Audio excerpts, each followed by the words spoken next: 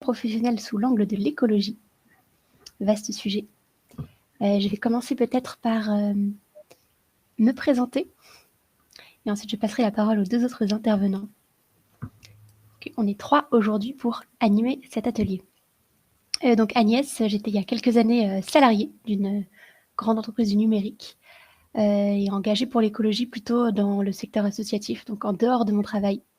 Et j'ai connu cette frustration de ne pas aligner mon métier avec mes préoccupations associatives.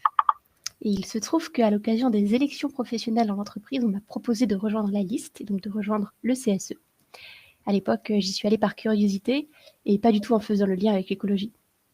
Et c'est en fait une fois au CSE que je me suis rendu compte qu'on avait quand même des sacrés leviers, notamment du budget, mais aussi un rapport direct avec la direction. Et donc j'ai commencé à essayer de faire des choses en interne. J'ai eu aussi envie d'aller plus loin.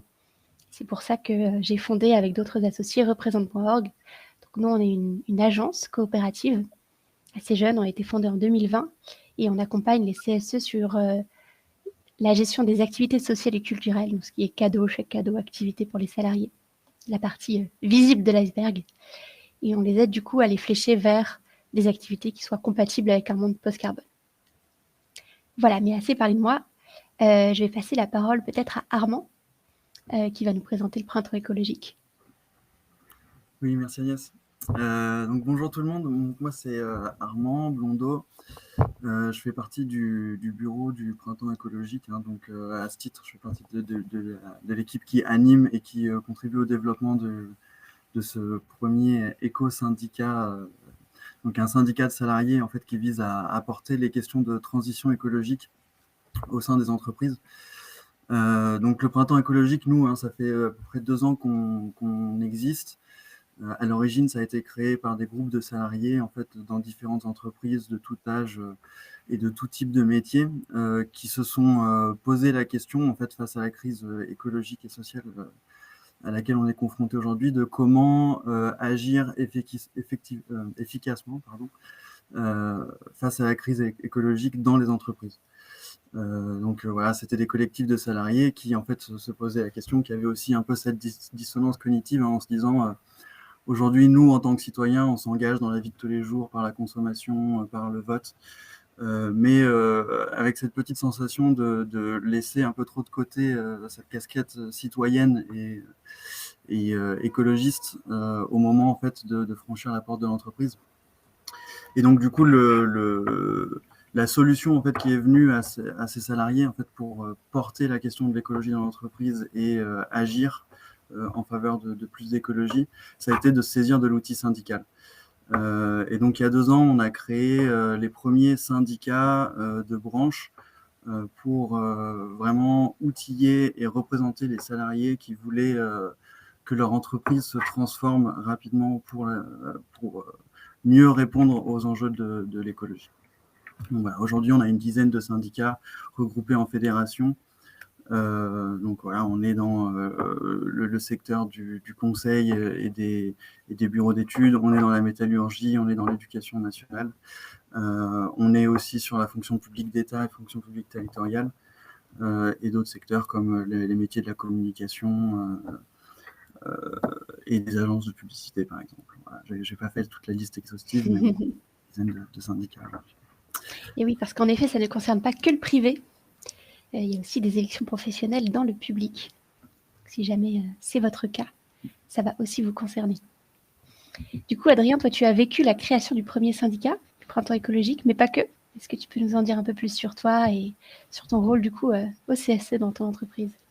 Tout à fait. Donc, Adrien Gaillard, bonjour à tous. Donc, moi, je suis salarié depuis un peu moins de 10 ans maintenant dans une société, une PME, société de services spécialisée dans le conseil en cybersécurité. Et à part ça, je suis aussi élu CSE, je suis secrétaire du CSE. C'est mon 2e mandat, mais j'y reviendrai. Donc ça fait déjà 3-4 ans que je suis élu. Et il se trouve que je suis aussi syndiqué au printemps écologique depuis quasiment le début, depuis janvier 2020. Donc ça fait un petit peu plus de 2 ans. Voilà. Génial. Donc, tu vas pouvoir nous faire part de ton retour d'expérience parce que c'est déjà ton 2e mandat, tu es donc récidiviste. J'imagine que tu y trouves ton compte. Tout à fait. Alors, avant de passer à la suite, on va clôturer le vote et du coup découvrir ensemble les résultats pour qu'on puisse un peu savoir qui vous êtes. Est-ce que là, vous voyez bien mon écran? Vous voyez bien les résultats qui s'affichent, j'imagine? Oui, superbe. Allez, c'est parti. Donc, vous êtes beaucoup à n'être ni salarié ni élu, mais intéressé par le sujet. Bienvenue à vous. Et ensuite, vous êtes à peu près moitié-moitié qui sont déjà élus ou, pour l'instant, salariés qui envisagent peut-être, on verra, de se présenter aux élections professionnelles. Donc, si vous êtes déjà élu, peut-être qu'il y a certaines choses que vous allez déjà maîtriser, mais ce sera l'occasion de les voir sous l'angle de l'écologie. Et aussi peut-être de collecter des arguments pour motiver d'autres personnes, d'autres collègues à rejoindre votre liste. On va voir que ça va être l'un des sujets abordés. C'est parti. Alors, passons au vif du sujet. Qu'est-ce que c'est? Pardon, déjà un CSE. Donc là, Armand, je vais te poser quelques questions qui va nous permettre de mieux comprendre le contexte. Donc, est-ce que déjà tu peux nous rappeler la base? C'est quoi un CSE? Bon, alors un CSE, donc c'est le Conseil social et économique. J'imagine que beaucoup d'entre vous le savent déjà. Grosso modo, un CSE, c'est l'instance principale de représentation du personnel dans l'entreprise. Donc ces membres sont élus par les autres salariés de l'entreprise, par l'ensemble des salariés de l'entreprise, pour être les principaux interlocuteurs de la direction dans le cadre de ce comité. Donc, grosso modo, hein, pour faire simple, c'est les porte-paroles de l'ensemble des salariés et ils sont regroupés pour représenter leurs intérêts vis-à-vis de la direction. Ok. Et du coup, on parle d'élections. Est-ce que tu peux nous dire pourquoi est-ce qu'il y aura des élections cette année en particulier? En particulier cette année, parce que donc du coup les CSE ils ont été mis en place dans le cadre des ordonnances Macron en 2017, fin 2017, et donc la durée de mandat d'un CSE c'est généralement 4 ans, hein, ça peut être adapté par accord entre les salariés et la direction, mais donc du coup voilà, ces premiers CSE ont été mis en place début 2018 et on se retrouve aujourd'hui en 2022. Ce qui fait que mécaniquement, une grande partie des élections de CSE vont avoir lieu cette année. Ça, c'est pour le secteur privé. Pour le secteur public, les élections généralement ont lieu tout en même temps et dans l'ensemble du secteur public, ça sera prévu pour la fin de l'année 2022. Donc, voilà, grande année pour les élections professionnelles et une belle occasion pour le printemps écologique, notamment de faire en sorte qu'on parle d'écologie dans ces élections. Donc, ce sera une année électorale importante pour la France, comme on le sait. Est-ce que du coup, tu peux peut-être nous dire c'est quoi le rapport avec l'écologie, en fait, dans tout ça? Pourquoi est-ce qu'on fait le lien entre CSE et écologie?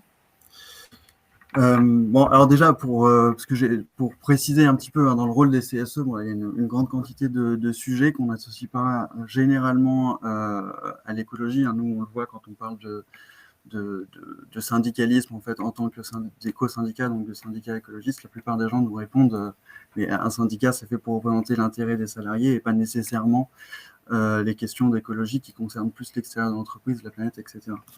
Donc effectivement le rôle d'un CSE aujourd'hui c'est un rôle essentiellement consultatif qui permet aux salariés d'être consultés, d'être informés, de faire des réclamations, de faire des propositions. Hein, ce n'est pas vraiment un organe de décision, mais ça permet d'avoir cette instance de dialogue avec la direction assez régulière. Et les questions qui sont discutées, c'est généralement les salaires, les conditions de travail, l'organisation du travail. L'entreprise aussi, l'employeur, à cette instance doit informer les salariés sur la situation économique et financière, sur les grandes décisions et orientations stratégiques de l'entreprise. On y parle de santé, de sécurité des travailleurs, de formation, etc. Donc, où mettons l'écologie là-dedans hein, c'est une question, c'est pas forcément évident.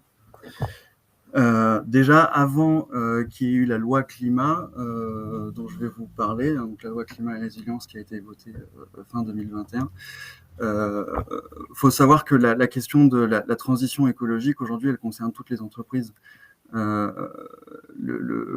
qu'elle soit préparée, que les entreprises aient une véritable politique volontaire de transition écologique, ou que tout simplement, en fait, elles se rendent compte que la transition écologique, elle va se faire de manière subie ou de manière maîtrisée.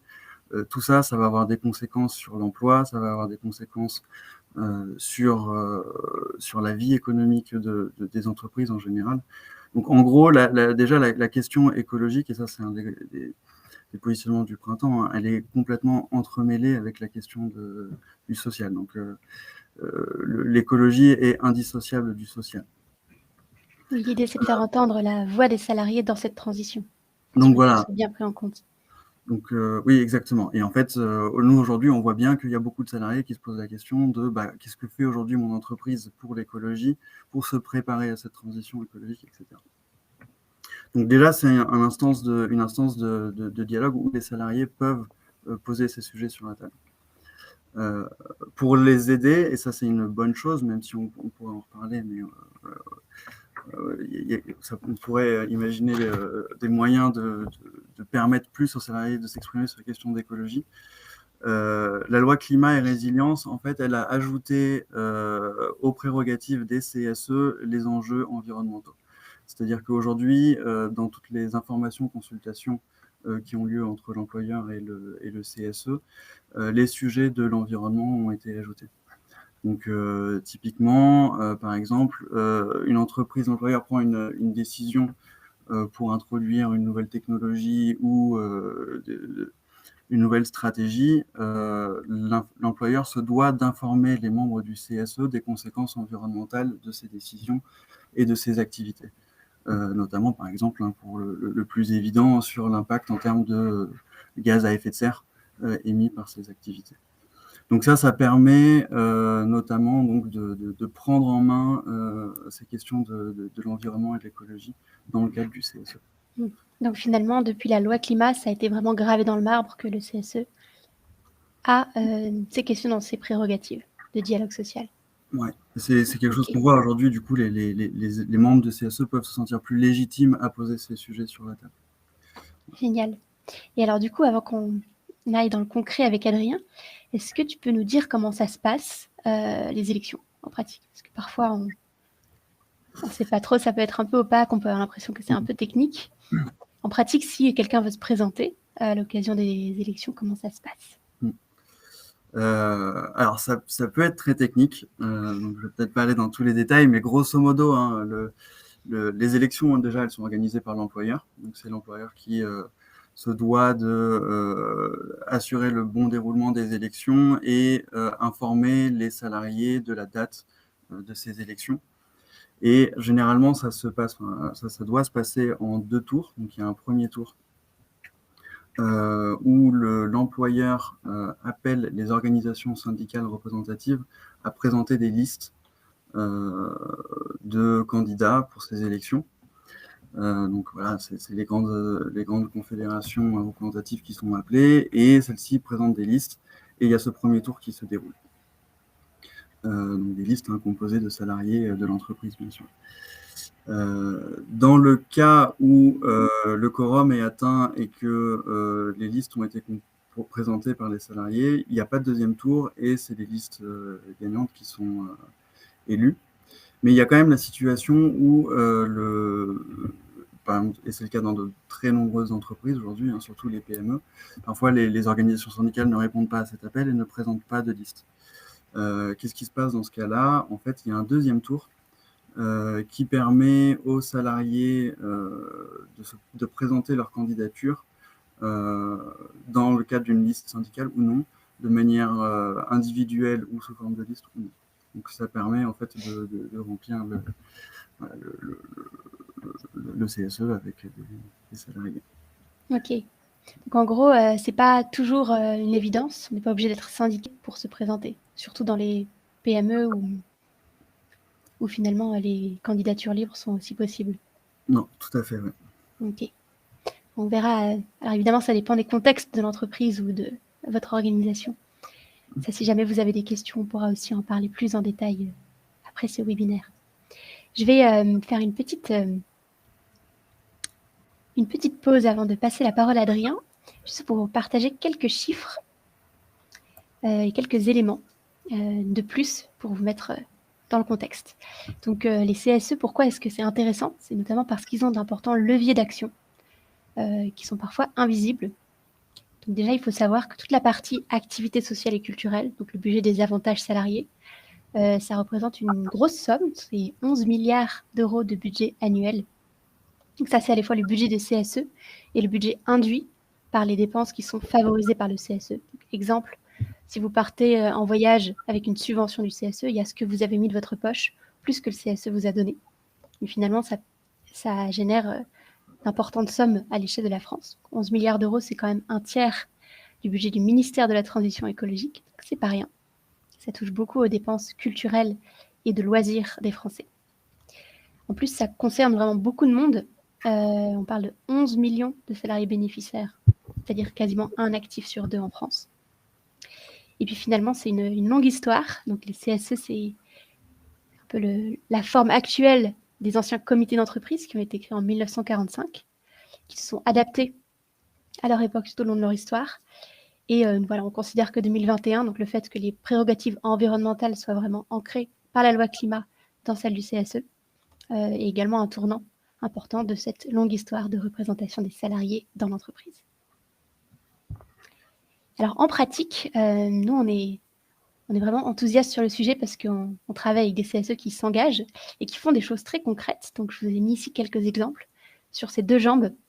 Finalement à gauche, le budget direct du CSE, donc dédié aux loisirs. Voilà ce que les élus du coup peuvent en faire. Ils peuvent organiser des activités de sensibilisation. Il y en a qui sont très connus comme la fresque du climat. Il peut y avoir aussi des grands jeux comme Ma petite planète. En tout cas, des choses qui permettent vraiment de générer de l'enthousiasme tout en sensibilisant. Sur la partie voyage, on en parlait, c'est quand même l'une des activités phares des CSE, notamment les plus grands. Il est tout à fait possible de subventionner des voyages qui sont plus locaux, avec des prestataires qui sont plus respectueux du territoire, ce qui est pas négligeable en termes d'impact carbone et en termes d'habitude en fait, de vacances des Français. Mais aussi sous forme de partenariats, de cadeaux, de codes promo, de faire découvrir des modes de consommation alternatifs, comme par exemple il y a les chèques et cadeaux, ou tout un tas d'initiatives de consommation engagées. Et après, sur l'autre volet, la partie un peu moins visible, mais plus proche finalement du syndicalisme, tout ce qui est dialogue social. Donc là, c'est comment le CSE peut indirectement pousser des choses au sein de l'entreprise en dialoguant avec la direction. Il n'est vraiment jamais décisionnaire, mais par contre, il peut vraiment influencer. Donc là, il peut par exemple pousser l'entreprise à faire son bilan carbone, dans le cas d'une PME où ce ne serait pas encore obligatoire, ou alors challenger l'entreprise sur la manière dont le bilan carbone est fait, donc communiquer dans l'entreprise où c'est obligatoire.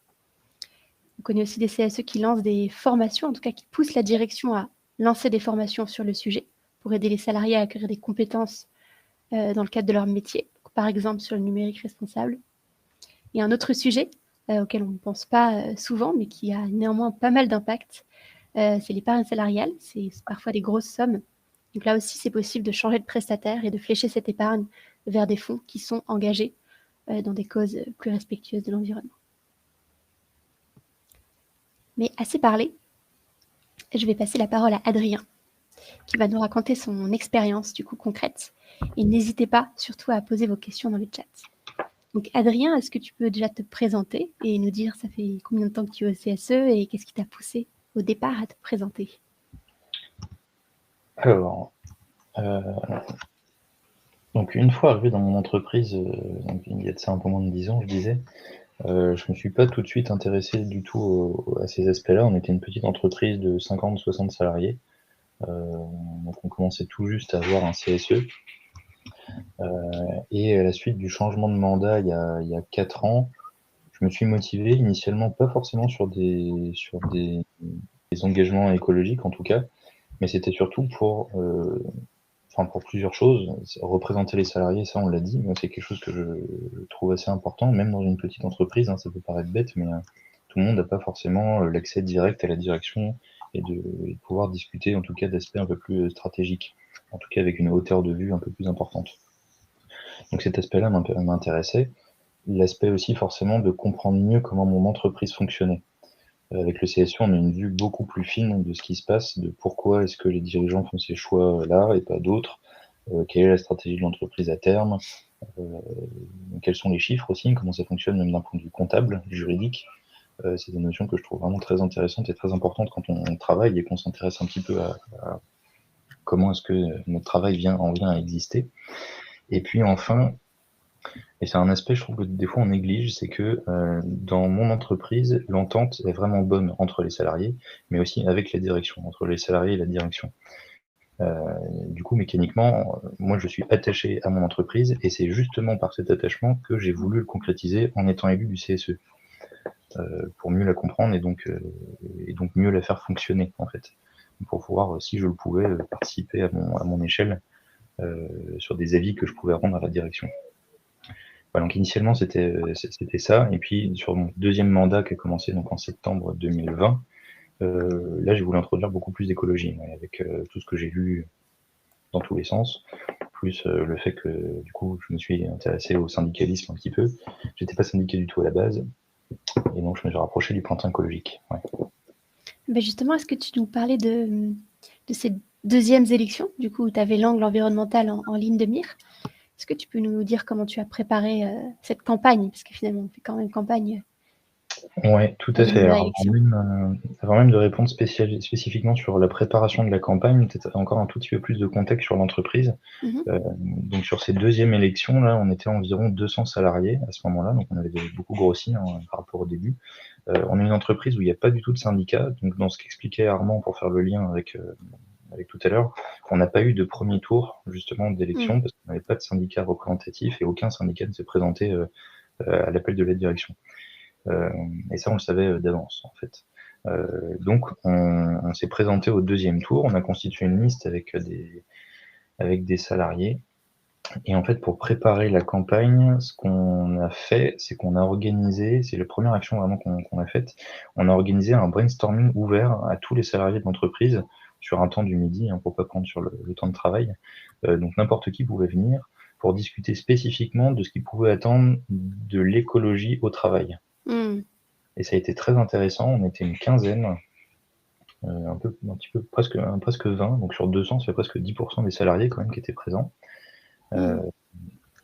Et c'était vraiment surtout brainstorming, on voulait pas les orienter, parce que nous on avait déjà quelques idées, évidemment, on voulait pas les orienter, et donc on a pris un peu toutes leurs idées, et il y a eu vraiment des choses très terre à terre, entre guillemets, remplacer des gobelets en plastique par des tasses, remplacer les ampoules par des LED, ce genre de choses, et puis des trucs aussi sur le télétravail, par exemple, ils vont liés à l'écologie, de même, il y avait déjà des gens qui avaient ces idées-là. Il y avait aussi des idées sur, on en a parlé tout à l'heure du coup Agnès, sur le placement aussi, on a un peu par une entreprise de changer de placement, des choses comme ça, ouais. Donc c'était très intéressant. Donc ça c'est le premier aspect, et le deuxième aspect, mais alors qui du coup est spécifique du fait que j'étais présent dans le mandat précédent, c'est que juste à la fin de notre mandat, on a négocié un accord de fonctionnement du CSE avec la direction, donc c'est un document spécifique, c'est vraiment un accord c'est une pièce juridique qui stipule comment fonctionne le CSE, et qui du coup cet accord devait s'appliquer aussi au prochain mandat. Et dans cet accord, on a négocié le fait de créer une commission écologie. Et créer une commission écologie, ça permet en fait d'avoir une voix dédiée, d'avoir des gens dédiés au sein du CSE qui ne discutent quasi exclusivement que de ça, et dans les réunions CSE avec la direction, d'avoir un temps dédié forcément pour parler de ce sujet-là. C'est pas un des sujets parmi les 12 points qui sera peut-être traité à la fin, et puis on verra, quoi. Donc ça a institutionnalisé un petit peu la chose. Génial. Et cet accord de fonctionnement, est-ce que c'est quelque chose qui est obligatoire, ou c'est quelque chose que vous avez spécifiquement demandé? Alors c'est là où ma connaissance est un petit peu limitée. Si c'est obligatoire, en tout cas, n'importe quel CSE peut amener ça sur la table en disant nous voulons négocier un accord de fonctionnement du CSE. Ok. Et du coup, demander spécifiquement, si c'est l'objectif, une commission écologie. C'est ça, ouais. Et pourquoi on a fait ça? Parce que oui, il faut peut-être expliquer. On a fait ça parce que, n'étant pas sûr d'être élu sur le mandat suivant, ça nous permettait de nous assurer que qui que soit élu, une commission écologie serait créée au sein du CSE. Voilà. Super. Ok. Et du coup, toi, tu parlais de tes motivations à la base. Est-ce que ça a changé quelque chose pour toi professionnellement? Qu'est-ce que ça t'a apporté, de bien ou de moins bien? Alors, juste avant de répondre à la question, je vois qu'il y a une question aussi Ah oui, dans une le question chat. dans le chat, bien joué. Comment est-ce que la direction a accueilli cette idée de commission écologie? Eh bien, plutôt positivement. Alors, un peu intrigué, mais positivement. En fait, comme je disais tout à l'heure, on a une bonne relation, nous, avec notre direction, donc ça les a pas choqués. Enfin, en tout cas, on a un des dirigeants qui a un peu aussi une sensibilité écologique, du moins il se pose des questions. Donc ils étaient plutôt contents qu'on se saisisse du sujet, mais ils nous ont dit OK avec des pincettes parce qu'ils savaient pas ce que ça pouvait en tirer. Donc je suspecte que derrière, ils ont demandé à leur conseil juridique si ça posait un problème ou si c'était source de potentiels problèmes plus tard. J'imagine que leur conseil juridique leur a répondu non. Du coup, ça a été validé sans trop de problèmes. Ok, merci. Alors je vois qu'il y a une deuxième question en lien avec la commission écologique aussi. C'est parti, c'est l'objectif. Ouais. Alors il n'y a pas de nombre limité, hein. Quand on fait une commission interne au CSE, en fait le nombre de sièges au CSE, le nombre de titulaires, le nombre de suppléants, il est directement corrélé par rapport au nombre de salariés dans l'entreprise. Et donc ça, vous retrouverez les tableaux sur les sites du gouvernement. Par contre, pour les commissions, quand on fait une commission santé et sécurité, quand on fait une commission événements avantages, quand on fait une commission écologie, il n'y a pas du tout, enfin on s'organise comme on veut en fait. Et justement, nous, il y a eu quelque chose d'assez intéressant, c'est qu'on a proposé que la commission écologie soit ouverte aussi à des salariés non élus. Donc c'était, oui voilà, du coup je recoupe la dernière question à l'instant. C'est-à-dire que nous, alors on est 11 élus aujourd'hui, 8 titulaires, 3 suppléants. On est 5 à la commission écologie et on a 2 salariés, 3 maintenant, 3 salariés qui ont demandé à pouvoir participer sur leur temps, en dehors du temps de travail, pour organiser des choses, pour donner leurs idées, pour voir ce qui s'y passe. Donc c'est assez intéressant. Et l'autre chose que moi j'avais pas forcément anticipé, c'est que le fait de proposer une commission écologie, nous sur notre liste pour l'élection du CSE, on a eu des salariés qui sont venus nous voir en nous disant, pour être élu CSE sur les questions sociales, on n'en a rien à faire, ça ne nous intéresse pas. Par contre, s'il y a une commission écologie, ça nous intéresse énormément et là on veut bien être dans la liste. Mais à condition qu'on ne fasse que de la commission écologie et pas autre chose. Donc ça t'a permis de justement recruter de nouveaux membres pour le CSE. Exactement, ouais, on a recruté 2 membres juste avec cet argument de commission écologie. Ça c'est intéressant parce que parfois les gens n'osent pas trop aussi. Ils se disent que ça va être un mandat compliqué, que ça va leur prendre du temps par rapport à leur carrière. Donc c'est vrai que c'est un argument intéressant. Bah, tout à fait. C'est peut-être là du coup où je peux refaire le lien avec ta question sur l'impact. Alors attends, ta question Oui, précisément, tu parles de c'était ça. L'impact que ça a eu sur toi professionnellement. Sur moi professionnellement, oui, tout à fait. Ouais. Bah, déjà, alors je redis ce que j'ai dit tout à l'heure, mais j'ai appris vraiment énormément de choses et je continue à en apprendre tous les jours. Enfin, c'est le fond juridique, comptable et tout ce qui est sur la compréhension de tous les besoins des salariés aussi, parce que du coup, ça fait aussi se mettre à la place de tous les types de salariés qu'on a au sein de l'entreprise. C'est vraiment hyper intéressant. C'est beaucoup plus, c'est axé sur l'humain, moi qui viens plutôt d'un domaine et des métiers assez techniques. Ça fait plaisir. Alors,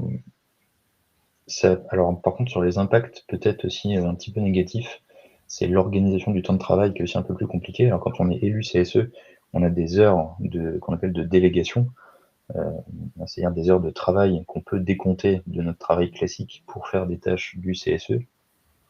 Mais bon, une fois qu'on a dit ça, c'est comment est-ce qu'on s'organise pour poser ces heures et vraiment s'organiser pour travailler sur du CSE, alors qu'à côté, on est toujours tout un tas d'urgences.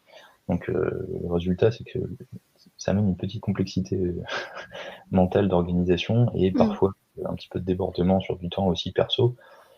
Quand l'aspect CSE, donc il y a l'aspect dialogue social, mais aussi, comme le dit Agnès, il y a l'aspect organisation d'événements et davantage. Donc forcément, ça fait prendre aussi du temps sur l'organisation de soirées, de week-ends, de choses comme ça, quoi. Mais toujours très positif. Ok, super. Et est-ce que, du coup, on peut en revenir à la commission, en tout cas au CSE. Est-ce qu'il y a des choses que vous avez déjà mis en place? Qu'est-ce qui a fonctionné, moins fonctionné? C'est quoi vos projets? Alors, sur les projets, on en a beaucoup. Il y en a beaucoup. Alors, il y a plusieurs choses, mais dont certaines que tu as citées, du coup. Les premières actions qu'on a faites, c'est surtout de la sensibilisation, où on a organisé des fresques du climat, dont une en particulier, une fresque du climat dédiée aux élus CSE, qui nous a beaucoup intéressés, dans lequel on a invité la direction, et qui était vraiment orientée avec une finalité de la fresque sur les actions spécifiques au CSE, et pas sur toutes les actions écologiques qu'on peut faire comme dans n'importe quelle fresque du climat. Donc c'était contextualisé, et ça c'était très intéressant. Après, ce qu'on a fait aussi, on a essayé de comprendre un peu mieux la stratégie RSE de l'entreprise, qui était peu développée, on va dire, et on essaye d'y apporter nos idées. On a aussi lancé un bilan carbone. Alors ça peut paraître étonnant, mais en fait, les bilans carbone sont pas obligatoires dans les entreprises de moins de 300 ou 500 salariés, je ne sais plus précisément. Donc on est en dessous du seuil, et quand on a proposé l'idée de faire un bilan carbone, la direction nous a dit oui, ce serait bien, mais ça prend vachement de temps, et puis ça coûte un peu d'argent, donc on n'est pas très motivé. Du coup, on leur a dit, ok, c'est nous qui le faisons. C'est nous qui faisons le bilan carbone, à condition que vous payez au moins la moitié du bilan carbone. Et du Quand coup, tu on a dis nous, choisi. c'est-à-dire vous en tant qu'élu, ou vous avez quand même fait intervenir des Tout à fait. Nous, en tant que cabinets? commission écologie, et Hmm. alors il y a plusieurs modes pour faire des bilans carbone, mais nous, on a choisi un prestataire de service qui nous proposait ce mode qui nous a plu, qui était du semi-accompagné, Hmm. et qui nous formait sur la plateforme que lui a développée, sur comment faire un bilan carbone sur sa plateforme, quelles informations sont à récupérer, comment est-ce qu'on fait les chiffres, comment est-ce qu'on fait les hypothèses, sur les 3 scopes d'un bilan carbone. Et donc on a eu 2-3 ateliers de formation, et après on était autonome pour le faire. Donc voilà, on a fait le bilan carbone de l'entreprise, c'est le CSE, c'est la commission écologie qui l'a fait chez nous, et on va le reproduire tous les ans, et la direction est bien contente en fait qu'on s'en charge, et puis nous on apprend des choses au passage. Génial. Et ça, vous l'avez fait sur vos heures de délégation? Exactement, tout à fait, sur nos heures de délégation. Sinon, on a des sujets aussi sur la mobilité, avec tout ce qui est plan de mobilité durable, aussi les forfaits de mobilité durable. Ça, c'est le projet en cours. On a des choses, alors c'est à moins grande échelle, mais on a aussi des projets. On a mis en place une bibliothèque partagée au sein des locaux. Des choses comme ça pour éviter que les gens n'achètent des livres, mais se les prêtent à la place. Et puis, j'en parlais aussi au début, c'est de tenter, alors ça pour l'instant on n'a pas réussi, mais c'est de rediriger l'épargne salariale vers des fonds plus éthiques. Bon, on y travaille toujours. Et puis après, on a cité aussi des choses comme Ma Petite Planète, des challenges comme ça qu'on compte mettre en place, la formation des élus aussi. Alors ça, c'est un point important, c'est au bout de, là, ça va faire 1 an et demi presque qu'on est élu. On a plein d'idées, mais on commence à se poser des questions sur quelle est la limite de nos prérogatives, qu'est-ce qu'on peut faire, pas faire, et comment est-ce qu'on peut avoir vraiment des leviers d'action juridiques vis-à-vis de la direction. Du coup, là, on va se former vraiment aux enjeux écologiques pour les élus CSE. Donc, il y a des formations qui existent. Donc là, on va passer par le cabinet Gate 17, qui fait ça très bien. Et c'est peut-être que ça vaut le coup de le rappeler que dans les budgets du CSE, donc il y a un budget qui est bien connu des salariés, qui est celui des activités, des avantages, mais il y a aussi un budget qui est dit de fonctionnement, qui sert aux élus pour financer justement tout ce qui est expertise ou formation. C'est-à-dire que c'est prévu par la loi que le CSE peut faire appel à des prestataires extérieurs pour se former ou pour avoir un avis justement sur un certain nombre de questions dans l'entreprise. C'est ça. Et ça va nous permettre d'y voir plus clair sur jusqu'où on peut aller, en tout cas. Voilà. Et sinon, comme autre action, on a aussi tout ce qui est pousser la direction à appliquer la loi au final.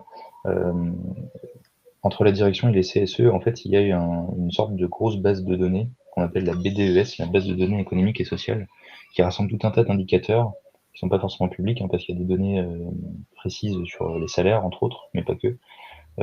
Et en fait, cette BDES, elle a été enrichie durant justement cette dernière loi climat et résilience pour intégrer des indicateurs sur l'écologie de l'entreprise, sur le recyclage, sur la pollution, sur des choses comme ça.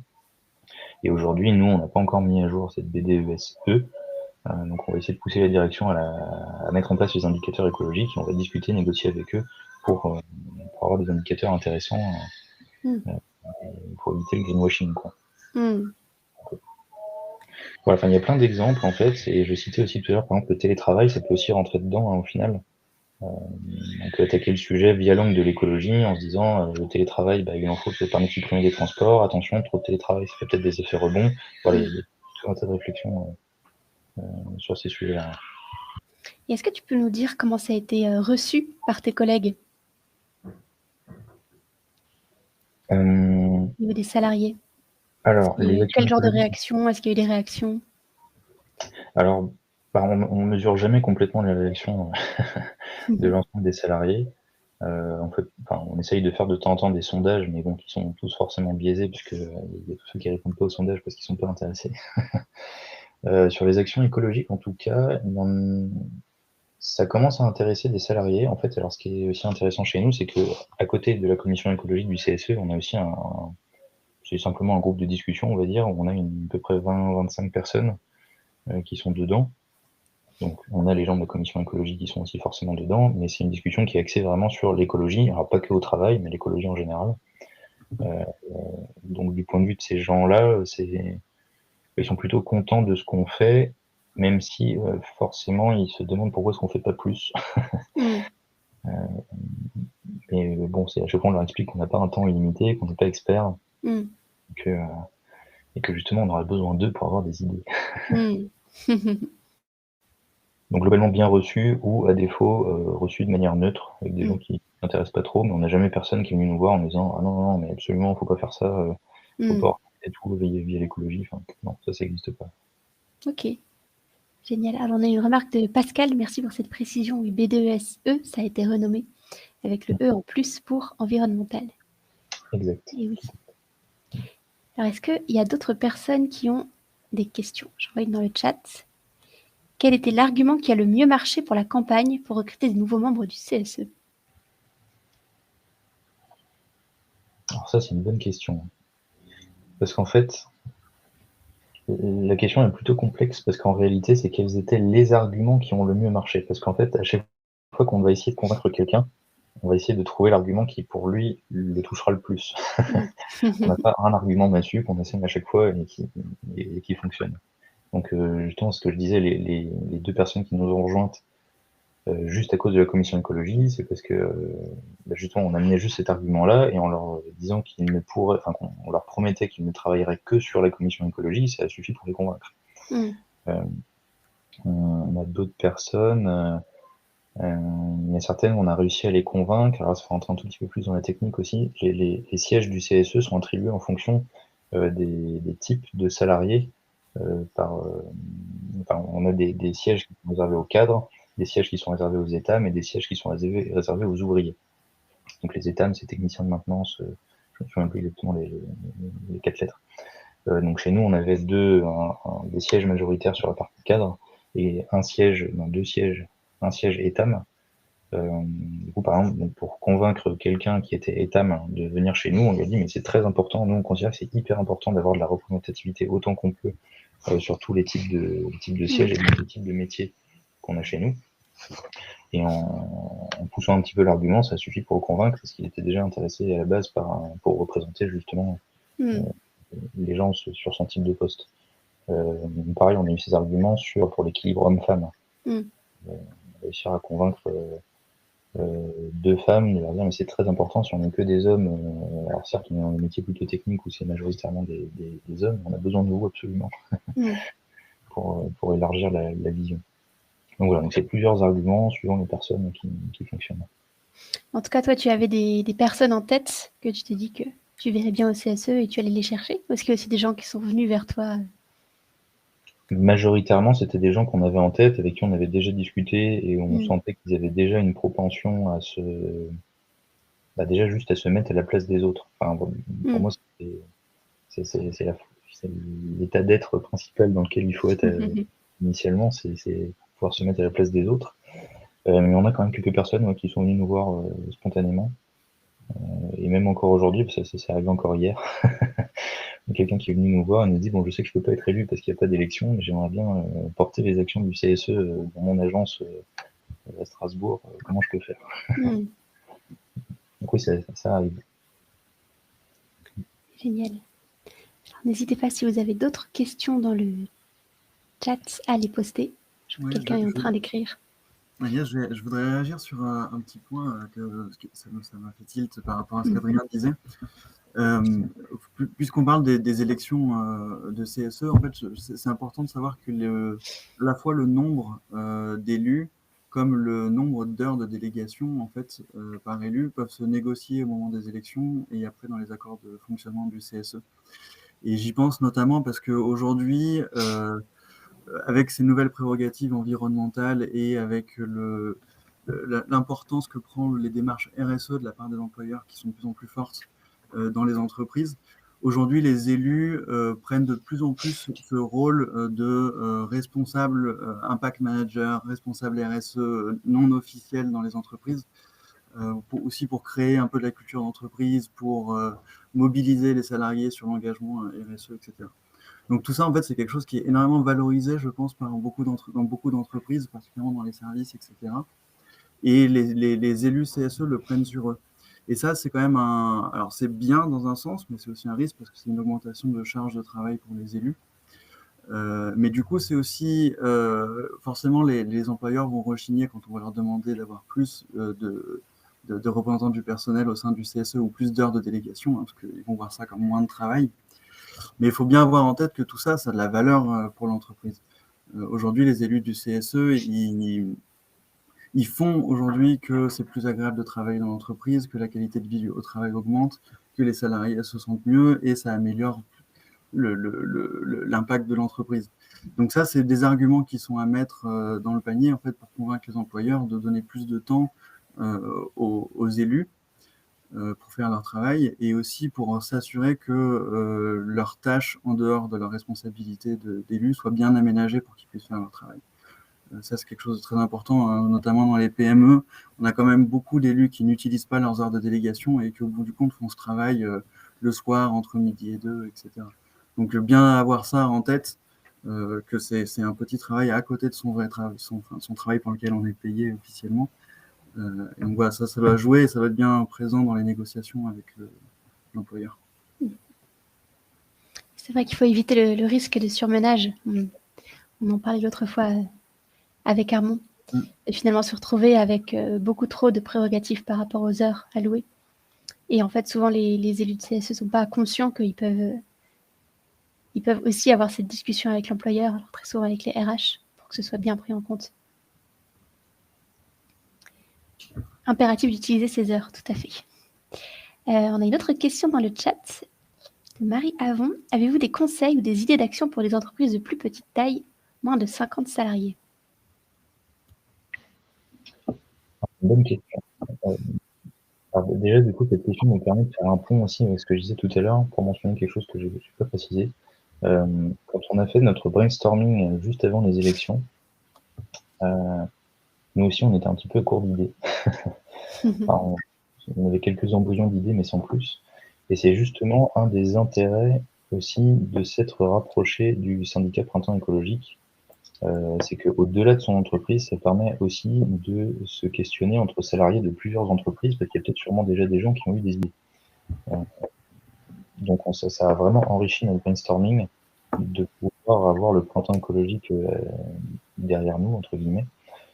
Et pas que le Printemps écologique, en fait, hein, parce que même quand on se renseigne aussi sur d'autres mouvements pour un éveil écologique, ils le font. Il y a les collectifs aussi maintenant, qui n'existent pas encore, on a fait nos élections. Tous ces gens-là réfléchissent à des actions en lien avec l'écologie, alors plus ou moins liées au travail, mais il y a des choses. Alors du coup, est-ce qu'il y a des conseils et des idées d'action en particulier pour des entreprises de plus petite taille? C'est toujours compliqué de répondre à ces questions parce que c'est toujours très contextuel. Ça dépend comment est-ce que les salariés et la direction interagissent, ça dépend de la maturité écologique.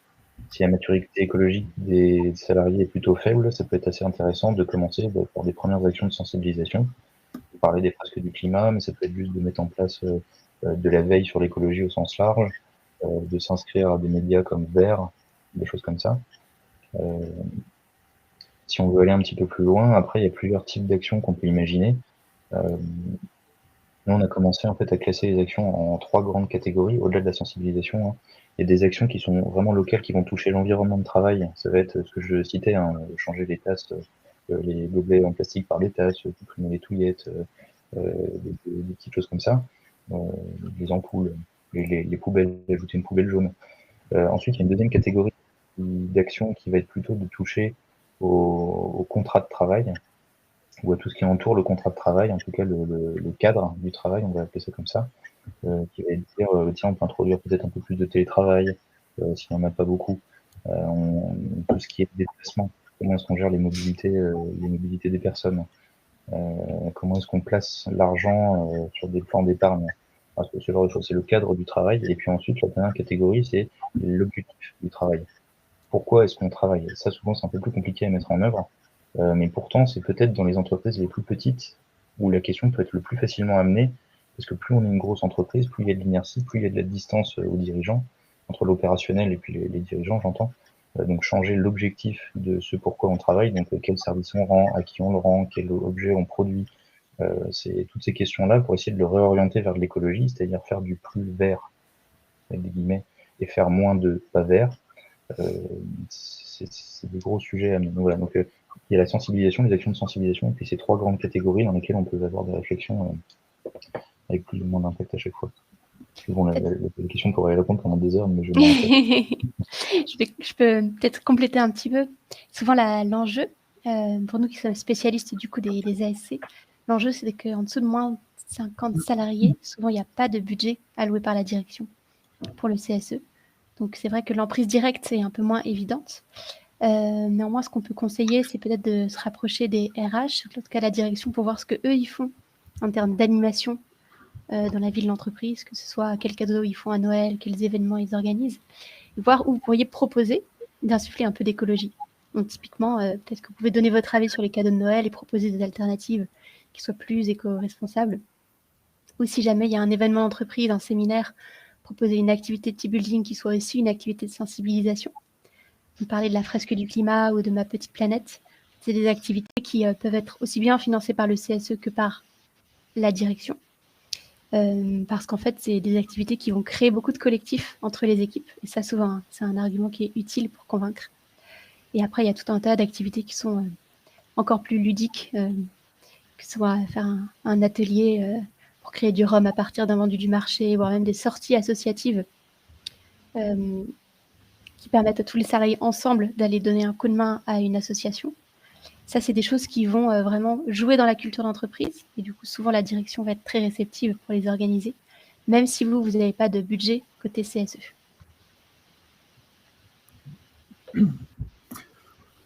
Ouais, je pourrais rajouter aussi sur je pense quelle que soit la taille de l'entreprise, et parfois c'est peut-être plus facile dans les petites entreprises de par la proximité entre collègues et entre la direction et les collègues, c'est toujours de s'interroger sur les pratiques et les métiers et comment est-ce qu'on peut faire son propre métier de manière plus verte, hein. J'ai quelques exemples d'entreprises où il y a des bilans carbone qui ont été faits à l'initiative des CSE ou non, parfois c'est le cas.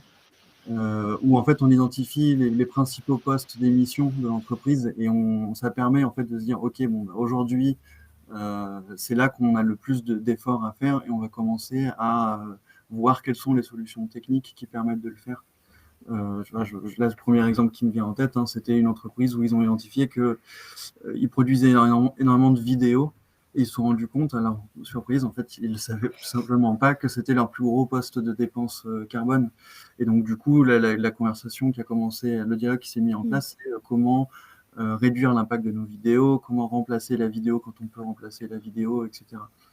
Voilà, ça c'est le genre de pratiques en fait qui peuvent se mettre en place et on parle vraiment du métier et ça permet aussi d'impliquer un peu plus généralement les collègues en fait sur ces questions-là par rapport à leur savoir-faire, ce qui peut être souvent très valorisant quand des gens apprennent à éco-concevoir les produits, à éco-concevoir ce qu'ils font.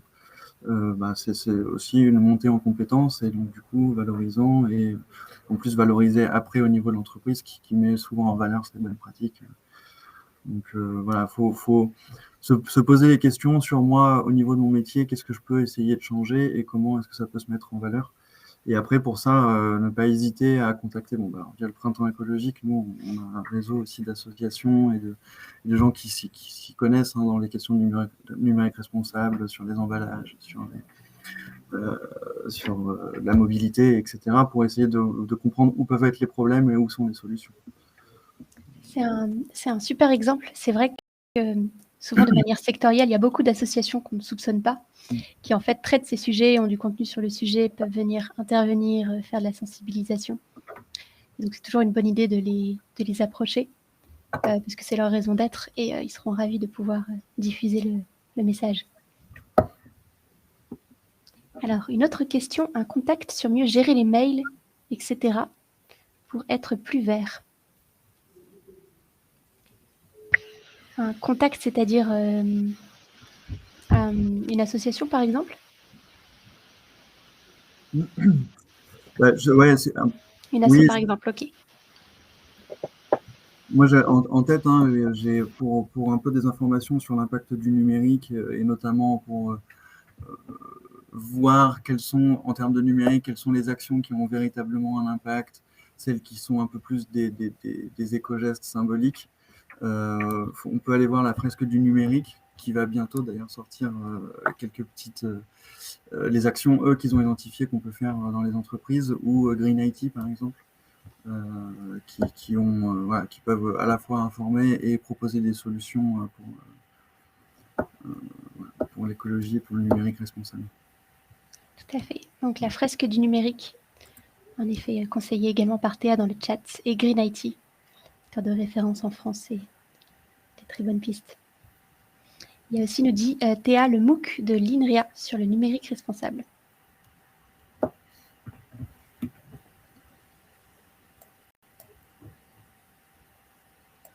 On aurait le temps pour une dernière question. S'il y a d'autres sujets qui vous titillent, n'hésitez pas.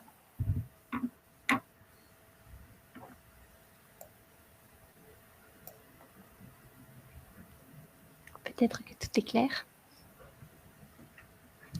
Alors, du coup, moi, je vais vous partager dans le chat un petit questionnaire. Je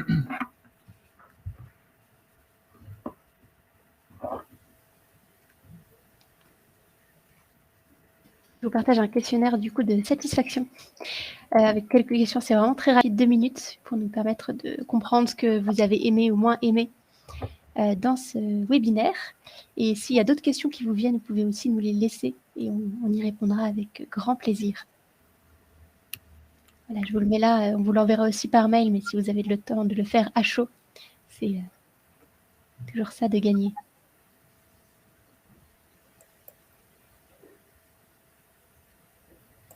En tout cas, merci beaucoup pour votre participation. C'était un plaisir de répondre à vos questions. Et merci également à Armand et Adrien pour vos témoignages. Merci à toi, Agnès. C'est toujours un plaisir d'aborder ces sujets avec vous. Merci beaucoup et merci à tous. Très bonne fin de journée et à bientôt. Bon après-midi. Bonne journée.